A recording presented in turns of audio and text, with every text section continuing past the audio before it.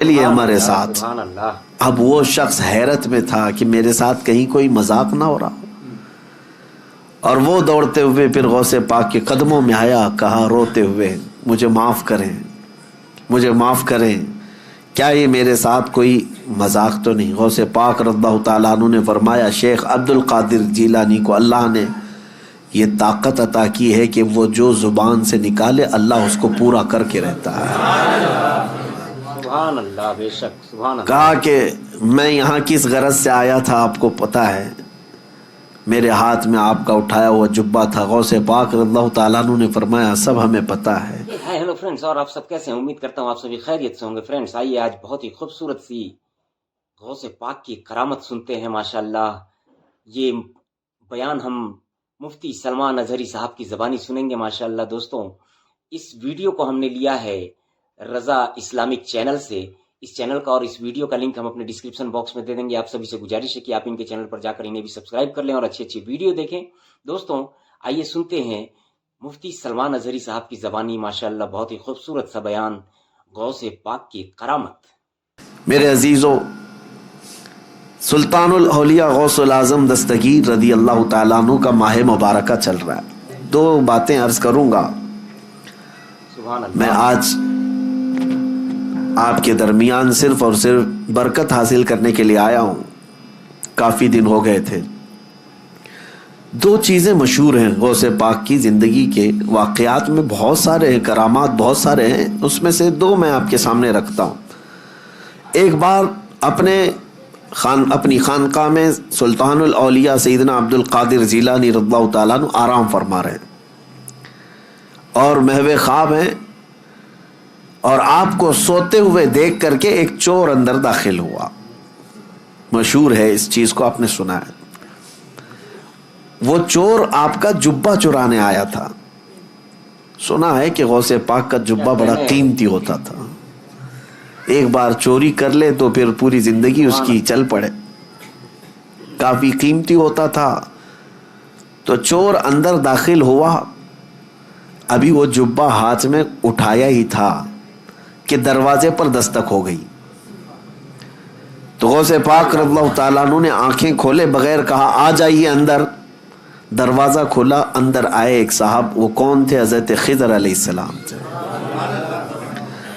حضرت خضر علیہ السلام آئے اور کہا سیدی، کس سے؟ حضرت شیخ عبد القادر جیلانی رضی اللہ تعالیٰ عنہ سے کہا بصرہ کے یا کسی شہر کے قطب کا انتقال ہو گیا، وہاں پر قطب اب کون ہوگا؟ یہ تعینات جو ہوتے ہیں، ہر شہر میں ایک قطب ہوتا ہے اللہ کا، ایک ولی ہوتا ہے۔ یہ غوث العظم دستگیر رضی اللہ تعالیٰ عنہ کے زمانے میں تصرف اللہ نے ان کو عطا کیا تھا۔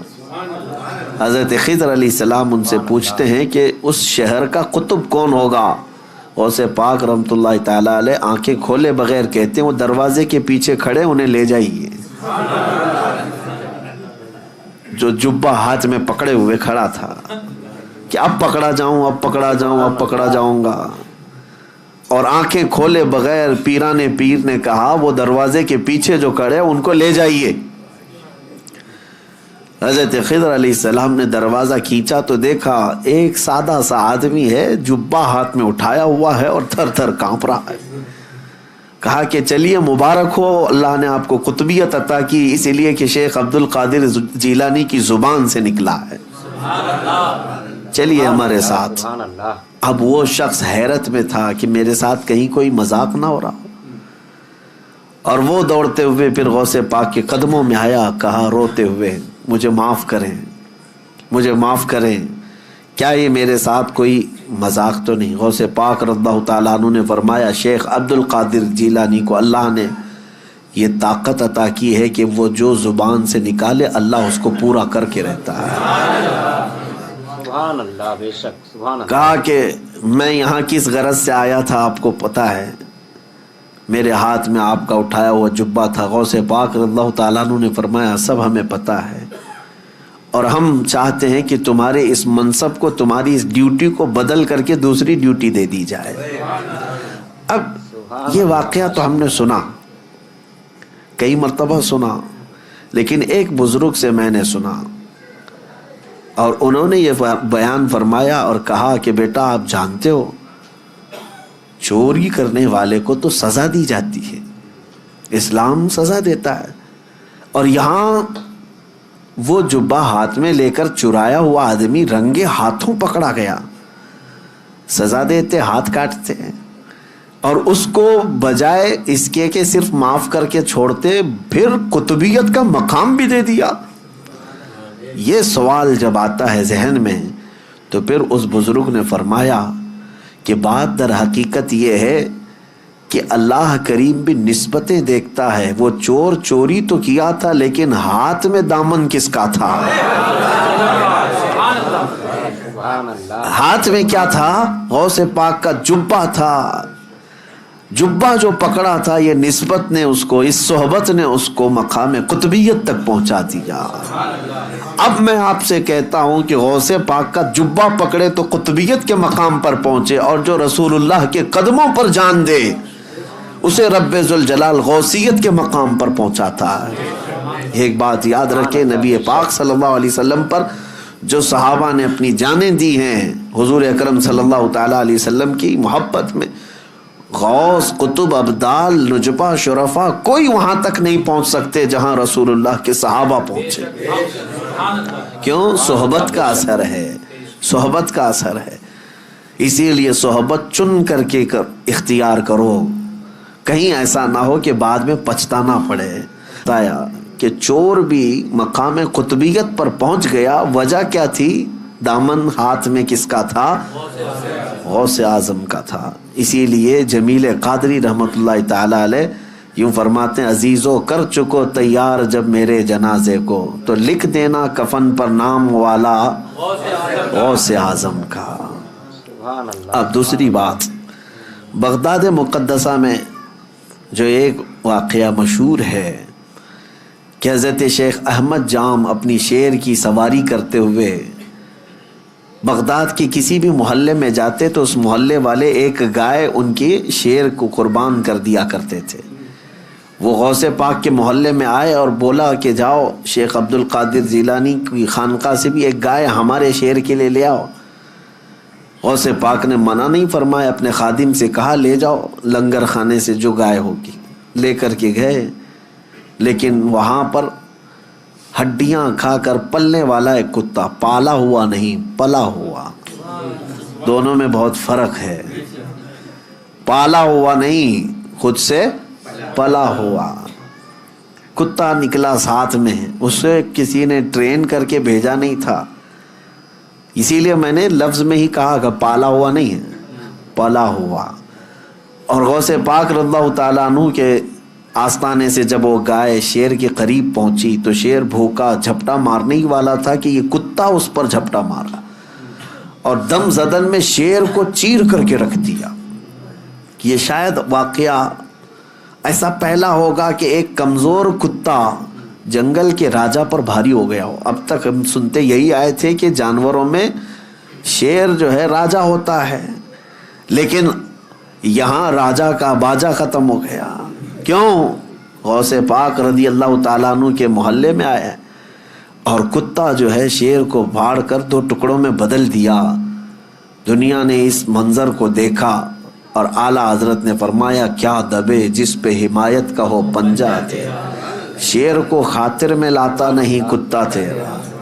اب یہاں پر مسئلہ یہ ہے، شیر شیر ہی تھا وہ اور کتا کتا ہی تھا، اور اصول آج بھی وہی ہے کہ شیر ہی بھاری ہوتا ہے، لیکن یہ اصول اس جگہ ٹوٹ جاتا ہے جہاں کتے کی نسبت دربار غوث سے ہو جائے۔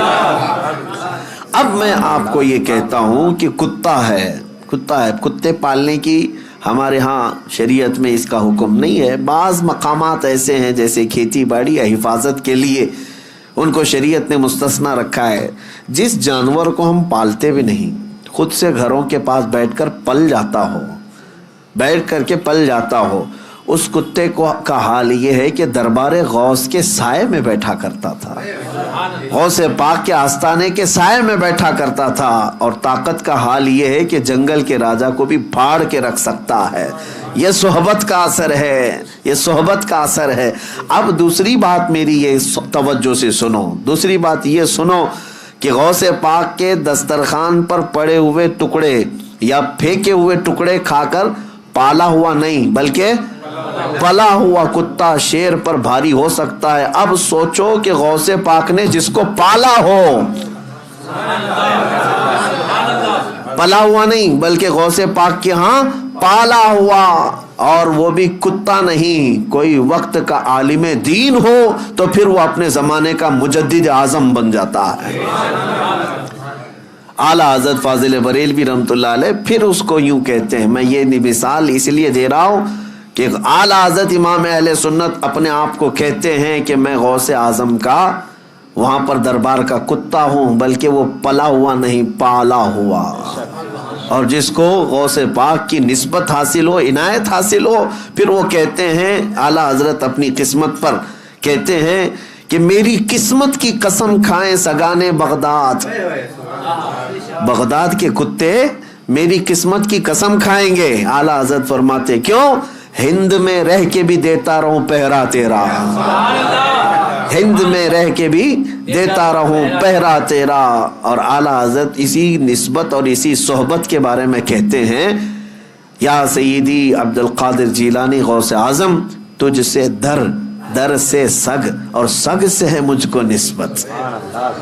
गौसे पाक से उनके दरवाजे को निस्बत है, उनके दरवाजे से कुत्ते को निस्बत है, और कुत्ते से आला हजरत कहते हैं मुझे निस्बत है। मेरी गर्दन में भी है दूर का डोरा तेरा, और जिसकी गर्दन में पट्टा हो तो उसको म्यूनिसिपैलिटी वाले उठाते नहीं है, क्यों? किसी का पाला हुआ है। इस निशानी के जो सग हैं नहीं मारे जाते। आला हज़रत कहते हैं इस निशानी के जो सग हैं नहीं मारे जाते, हश्र तक मेरे गले में रहे पट्टा तेरा। हम भी दुआ यही करते हैं कि सरकार गौसे पाक की निस्बत आखिरी सांस तक हमारे साथ बरकरार रहे, कायम व दायम रहे। मेरे अजीज़ों, खुलासा कलाम यही है कि सोहबत देखो। सुभान अल्लाह, सुभान अल्लाह। दोस्तों, बहुत ही खूबसूरत सा बयान, माशाल्लाह, बहुत अच्छा लगा, बहुत ही दिल तक उतरने का बयान था, माशाल्लाह। दोस्तों, आपको कैसा लगा आप ज़रूर कमेंट में बताएं, और अल्लाह से दुआ है दोस्तों कि अल्लाह हम सबको इहदिनस सिरातल मुस्तकीम पे चलने की तौफीक अता करे, आमीन सुम्मा आमीन। दोस्तों, आप सभी से गुजारिश है कि आप हमारे चैनल को सब्सक्राइब कर लें और अच्छी अच्छी वीडियो देखें। अल्लाह हाफिज़, दुआ में याद रखें।